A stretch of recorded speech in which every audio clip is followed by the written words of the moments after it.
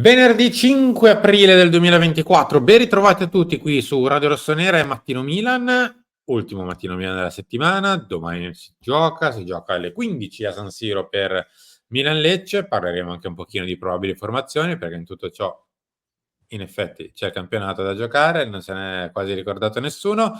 E poi oggi, chissà, forse siamo davanti ancora una volta a una rivoluzione. Caro Enrico Boiani, ciao. Ciao, buongiorno a tutti, ben ritrovati. Bisogna ricordarsi che oggi si gioca, cioè che oggi, insomma, che domani, che questo weekend si gioca. Bisogna ricordarsi anche di mettere like a questo video, quindi cliccate il pollicione all'insù, arriviamo a 1000, 1500, non lo so. Vedete voi, basta che lo mettiate mi piace a questo video. Diteci la vostra nei commenti, aspettiamo la vostra idea, la vostra opinione, quello che pensate, quello che vi piace, non vi piace, insomma, aspettiamo i vostri commenti qua sotto, così come le iscrizioni, perché tanti di voi non sono iscritti, quindi mi raccomando, iscrivetevi e attivate la campanella per tutte le notifiche. Allora, prima di parlare di questa sorta di nuova piccola grande rivoluzione, vedremo quanto piccola, quanto grande e quanto sarà poi nel caso reale, a livello societario, più dirigenziale in questo caso che societario, ma un piccolo passaggio su quello che in teoria non dovrebbe cambiare, cioè la formazione.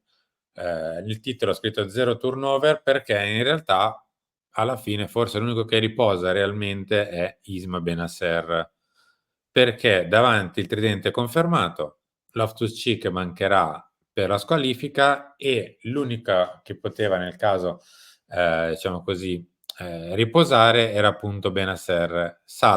Dovrebbe saltare quindi Ismael Benasser per una sorta di tridente di centrocampo con Reinders, Adli e Yunus Musa.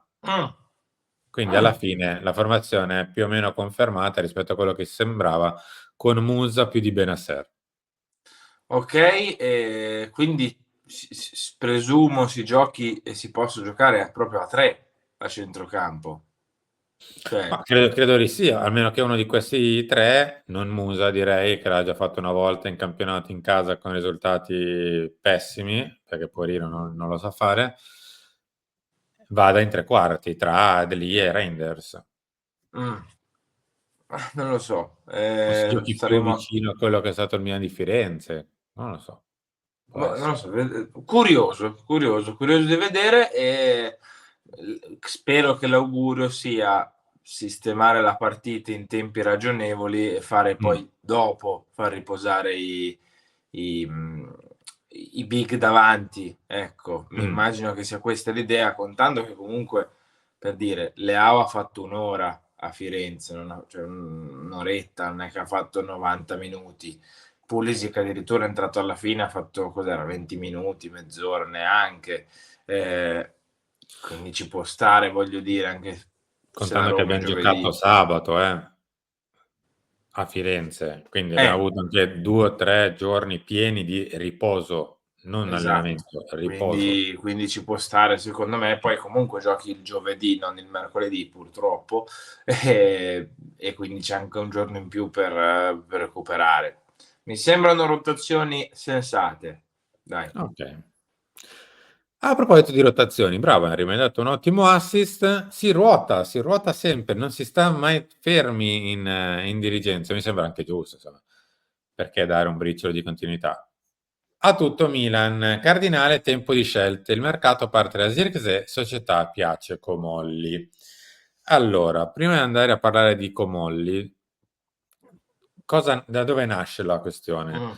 Nasce dal fatto che il Tolosa di Redbird sta per essere ceduto, o meglio, quantomeno è ormai prossimo alla cessione alla fine di questo campionato, perché prima per regolamento non si può fare, ma alla fine del campionato ci sarà la cessione. Si parlava qualche tempo fa di un possibile fondo di investimento americano che poteva rilevare la società, che era più, diciamo così, una sorta di linea di continuità, per dirti, nel senso che era fondato da una costola di Redbird anni fa, con 2 o 3 ex dirigenti di Redbird che si erano staccati e avevano fondato quest'altro fondo. Non dovrebbe essere così, ma in realtà dovrebbe essere un qualcosa che comunque, diciamo così, Cardinale conosce molto bene, perché a prendere il Tolosa sarebbe Fenway, Ah, ovvero i proprietari del Liverpool, ovvero il fondo che al cui interno Redbird è socio di minoranza. sì. Quindi comunque non proprio degli estranei, ovviamente a Redbird, gente che comunque penso conoscano, visto che sono soci di minoranza di questo fondo. Presumo.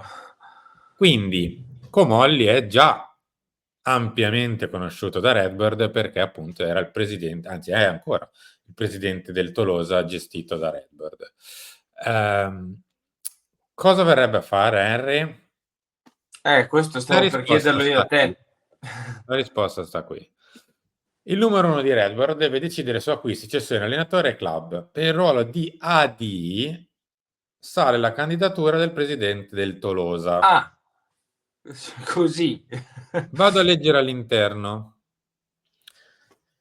Il passato in cui è stato responsabile di mercato, qui si parla di Comolli, e non solo per Tottenham e Liverpool, dice che il salto in un gran club per lui non sarebbe una novità.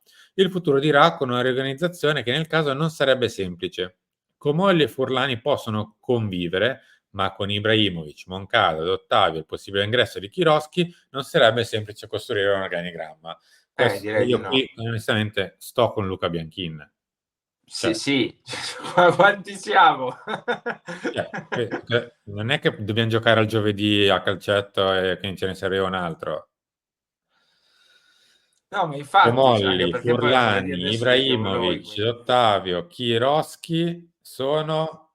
Poi so che qualcuno dirà, ma Ibra non è in organigramma. Sì, ma se poi decide, cioè, al di là del fatto che ci sia il suo nome in un organigramma, Beh, anche iniziano perché a lo essere stesso Kiroschi l'ha portato lui, quindi... no, ma eh. poi cioè, se sale per il ruolo di AD, cioè, non è che possiamo avere due AD, cioè, non penso che possa esistere come cosa, quindi non lo so. Guarda, ti Eh, faccio due scenari, Henry. Vai. Primo scenario possibile. Se dovesse arrivare come AD, Giorgio Furlani torna, tra virgolette, a fare ciò che faceva sotto la precedente gestione Elliott. Mm, Cioè, passatemi molto il termine, una sorta di revisore conti barra gestore della cassa. mm. Ok? Insomma, sì, Non mi sembra uno scenario troppo percorribile. però non è che si possono avere... Cioè, aspetta, stavo dicendo, non è che si possono avere due AD. In realtà l'abbiamo avuti anche noi, due AD, perché non siamo mai fatti mancare nulla nella nostra storia. Però in teoria non si possono avere due AD decisionisti, tra l'altro, o quantomeno, cioè, poi uno si può prendere, tra virgolette, l'etichetta che vuole, ma se alla fine non ha il potere di fare certe cose, cioè, la carica rimane vuota a quel punto, Non lo rimane so, ma solo tu il ce lo nome. vedi Furlani che accetta una sorta di passo indietro, di retrofront? Ma non è tanto di accettare una sorta di dietrofront, Henry. E, cioè, Comolli viene a fare la D, ma non verrebbe a fare la D economico, verrebbe a fare il vero e proprio AD, che a quel punto però sconfinerebbe in un'area di pertinenze di Ibra, Mm, mamma mia. e ridimensionerebbe anche un pochino il raggio d'azione di Moncada, in Non lo parte. so, sono confuso e perplesso su tutte queste teste, quindi non. Boh, Ti faccio un altro scenario, vai. che A non potrebbe farci mancare essere, nulla. diciamo così, meno complicato, anche se comporta ovviamente un cambio molto più deciso. Mm, Comolli, che è uomo di Redbird, entra in Redbird Milan perché forse saluta Elliott. mm. Quindi Cioè Elliott viene prende tutto il estinto, tra cucuzzaro, virgolette, il vendor loan. esatto, come, quando, perché e soprattutto nel caso con chi, questo è altro discorso. È Però uno scenario plausibile o comunque possibile anche questo. Possono essere un po' di opzioni, cioè può essere che entri Comolli, punto, può essere che entra Comolli perché ci sono altre cose dietro, come hai detto tu. lo scopriremo, non lo so, sono un po', ripeto, confuso su tutte queste teste e sui confini di potere, passatemi il termine, eventualmente di Mh. tutti quanti insieme appassionatamente. Cioè sarebbe non semplice da gestire, secondo me, più che altro in passato questa cosa non è che ci abbia fatto benissimo, cioè avere una marea di persone tutte con dei confini di decisioni molto sottili l'uno con l'altro. Però magari a sto giro va bene, cioè nel senso, o andrebbe bene, non è che bisogna fasciarsi la testa prima del tempo. Guarda Henry, mi espongo io. Vai. Non va. Te lo dico già, non va. Cioè, Ok. mettere d'accordo 5 persone diverse che hanno poteri che vanno a, non ti dico mettere il veto su quello che potrebbe decidere l'altro, ma quantomeno possono, diciamo così, influenzare le decisioni di un altro, ma non perché tutte le società sono fatte, tra virgolette, da tante persone, ci mancherebbe altro. Ma diciamo ci sono delle scale, chiamiamole gerarchiche, chiamatele come volete. Qui capisco che possono essere delle scale gerarchiche, ma è una società sportiva, insomma, capisco che cioè, non siamo la Nestlé, ecco. Eh, non so come... Io spero. Già il Milan negli ultimi... Quanti siamo passati? 4, 5, 6 anni? Sì. Si è sempre diviso in due, tre, in quattro rivoli, chiamatele fazioni, chiamateli, boh, chiamate come volete. Già non vorrei rivivere questo adesso, non vorrei riviverlo nemmeno ancora più accentuato a giugno, onestamente.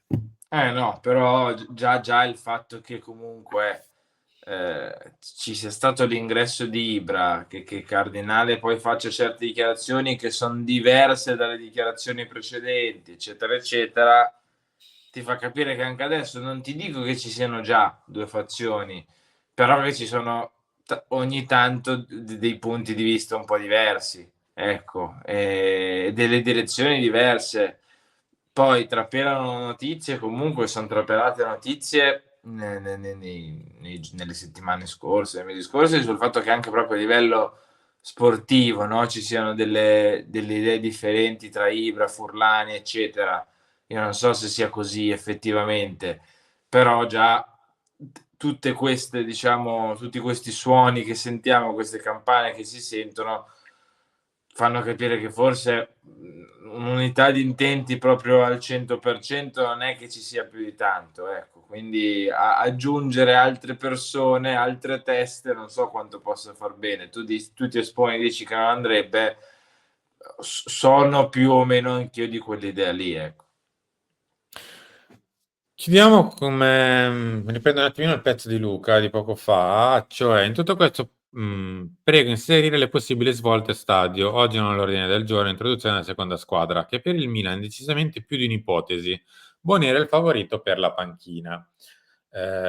Questo è, in teoria, con quello che sembrava essere un po' il ruolo di Abate, invece potrebbe essere Mm. di Bonera, quindi a guidare l'Under 23, al netto del fatto che comunque bisogna aspettare che una delle squadre di Serie C purtroppo salti e Mm. quindi perché non ci si può aggiungere, si può andare in sostituzione di un'eventuale squadra di C, cosa che spesso accade, adesso non è che ci nascondiamo, però insomma, non è così, non è scontatissimo.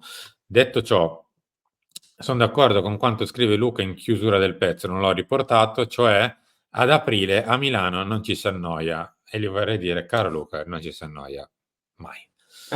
Eh, questo è un po' il palmarès, o meglio il palmarès, il curriculum, anzi, scusate, di Comolli, una spruzzatina, ve lo ricorderemo, ve ne riporteremo meglio i dati, eccetera, durante il talk di oggi alle 16, perché non essendoci per la rossonera perché è andato in onda ieri, ma c'è oggi il talk con Enrico Boiani, me e il sottoscritto soprattutto. No, scherzo. E Beatrice Sarti. Sì, non vedevo l'ora di fare il talk questo venerdì per parlare di Comolli. Assolutamente sì. Grazie Henry. Ciao, buona giornata. Ciao, ciao, a dopo. Ciao. Ciao a tutti, ci vediamo tra poco.